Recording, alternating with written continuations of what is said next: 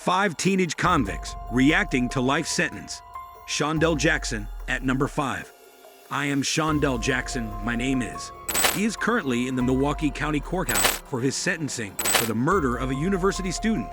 According to reports, 18-year-old Jackson and his friend were searching for victims when they saw Nathan Potter leave a bar.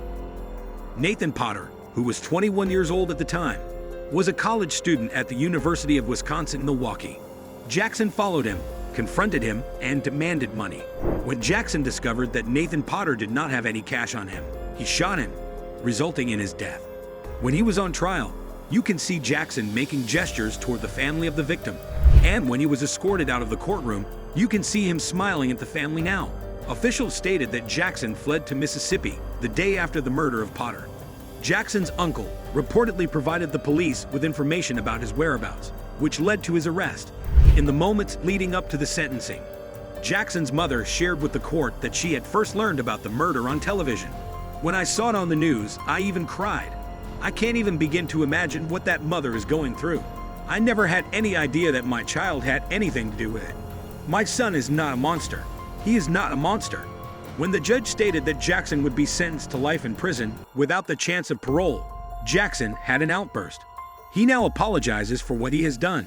He also apologizes for my behavior. Please don't take my life away from me. You can hear one of Jackson's family members screaming to the relatives of the victim as the deputies restrain him. When Jackson was serving life in jail without the possibility of parole, his companion pled guilty to acting as the lookout and was sentenced to 12 years in prison. Number 4, Jennifer Me. That would be Jennifer Me in the Pinellas County Justice Center. At 19 years old, she was arrested on charges of first-degree murder.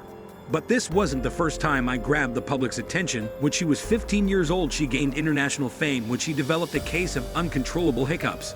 She was initially known as the Hiccup Girl, but that all ended when her hiccups were cured and the media had no more interest in her until she was arrested. Me was accused of setting up a robbery with victims she had met online. According to reports, she had enlisted the assistance of her boyfriend at the time, Lamont Noon, as well as another acquaintance, Lauren Rafer, to rob victims. I met up with a man who was 22 years old and whom she had met online. She enticed the man to a deserted house, where her 2 friends robbed and shot the man, causing him to die. They received $50 for the robbery and murder of me. Rayford and Newton all lived together and were arrested within hours of the crime. When I had first got arrested, she was in jail, and she had a phone call with her mother where she admitted to her involvement, and the conversation ended up being recorded. This call may be recorded or monitored. I have a free call from Jen from me and inmates at Pinellas County Jail. I got charged for the first degree, the church for murder in the first degree. Why are you in jail for my murder in the first degree? Who'd you kill? Nobody, because I set everything up, it all went wrong. The jury returned a guilty verdict, and I was found guilty of first-degree murder is guilty of murder in the first degree's charge, and now the judge will hand down the sentence. Why don't you go to the podium? Please, the jury having info. You have 30 days to file an appeal. Okay. Her co-defendants, Rayford and Newton, were also found guilty of first-degree felony murder and were sentenced to life in prison for their crimes. Dylan Shoemaker comes in third.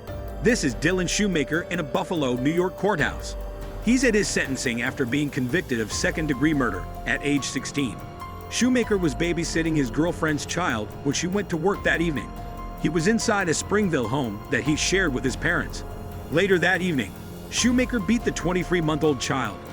And as a result of his injuries, that young child died. Dylan Shoemaker would later be arrested and charged with the murder of the toddler, along with child abuse charges. Shoemaker was supposedly trying to persuade the infant to stop sobbing, and he never planned to damage the boy or cause him to die. However, the jury did not believe him, and he was found guilty of second-degree murder instead. Find your company, Shoemaker. Watch closely as the Shoemaker enters the courtroom before he can even get set up behind the defense table. He starts crying and telling everyone how sorry he is. If I didn't mean to kill Oscar, I didn't know. I think I did. I didn't mean to hurt him. When Shoemaker was awaiting his trial, he had a phone call with his mother, and the conversation ended up being recorded. Now listen to the judge on what Shoemaker said to his mother in a phone call. To your mother from the holding center, you stated, and I got a quote from the court reporter, I am a 16-year-old blonde. Probably all I have to do is cry in front of the jury, and they're going to feel sorry for me. I can't take that what was done. I wish I could all give my life for Austin. Shoemaker was later sentenced to the maximum punishment. The court has decided to impose a minimum term of 25 years. However, the punishment ended up being reduced to 18 years to life after further consideration. There is Brandon Spencer. This is Brandon Spencer in Los Angeles County Superior Court. He was charged with 4 counts of attempted murder. I'm sorry for what happened on Halloween night. 19 years, Spencer attended a crowded party at the University of Southern California campus in Los Angeles. Suddenly, gunshots went off, and it was mayhem. Everyone scattered. Some ran in fear, and others hid. Reportedly, Spencer also ran, but he was stopped in a parking lot half a mile away where he got picked up by the LAPD for questioning. A couple of days later, he was charged with 4 counts of attempted murder. 4 people were injured, but fortunately, no one died.